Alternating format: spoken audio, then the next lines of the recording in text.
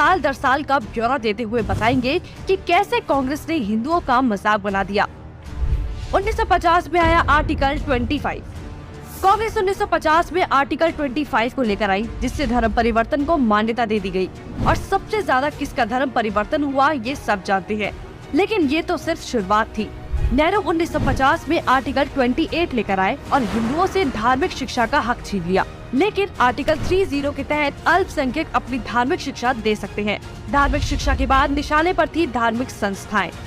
1951 में HRCE act, 1951 में Hindu religious and charitable endowment act लेकर आए। उन्होंने कारण दिया कि बड़े मंदिरों का रखरखाव सही से हो सके, लेकिन इसकी आड़ में कब्जे कर लिए, जिसके तहत भारत में मौजूद बड़े बड़े मंदिरों का प्रबंध सरकार ने अपने हाथों में ले लिया और मनमाने ढंग से इनकी संपत्ति का दुरुपयोग किया। और ये सिर्फ हिंदुओं के मंदिर पर लागू था, बाकी धर्मों या धार्मिक स्थल पर लागू नहीं था। 1956 में हिंदू कोड बिल आया। 1956 में नेहरू सरकार हिंदू कोड बिल लेकर आई, लेकिन अल्पसंख्यकों के लिए इन्होंने पर्सनल लॉ बोर्ड को बिल्कुल हाथ नहीं लगाया। मतलब एक ही है, देश में एक जाति कद संविधान कानून से और दूसरी अपने धर्म के कानून के हिसाब से, और आज भी यूनिफॉर्म सिविल कोड से कतराते हैं। कांग्रेस ने लगाई आरक्षण की आग। कांग्रेस आरक्षण लेकर आई, जिससे हिंदुओं को बांटने का काम किया गया, जिससे सबसे बड़ा नुकसान हिंदुओं को हुआ।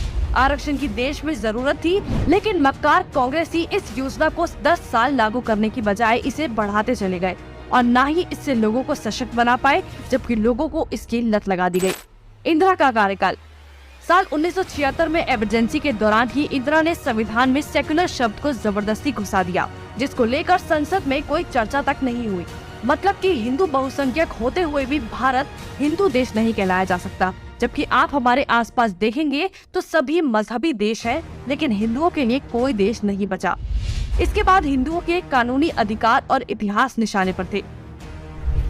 1991 में पूजा स्थल कानून। 1991 में कांग्रेस ने पूजा स्थल कानून बनाया, जो बेहद हिंदू विरोधी कानून था, क्योंकि इस कानून के तहत हिंदू, सिख और जैन मुगलों के कब्जे से मंदिरों को छुड़ाने के लिए लड़ाई ही नहीं लड़ सकते। उनके पास दलील सुनने का कोई कानूनी अधिकार ही नहीं छोड़ा गया। हमने लाखों मंदिर और उनका इतिहास खो दिया।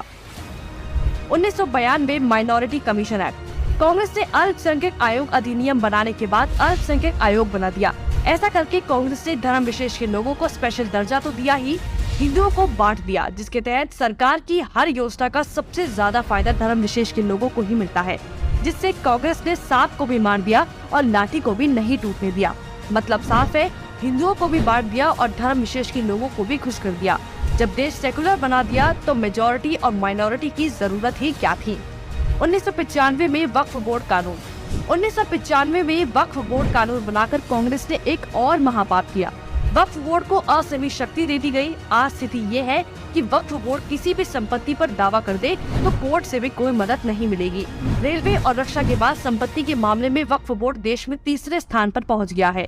अब सिर्फ एक आखिरी बार बचा था, वो बार था राम सेतु एफिडेविट। राम सेतु एफिडेविट बनाया।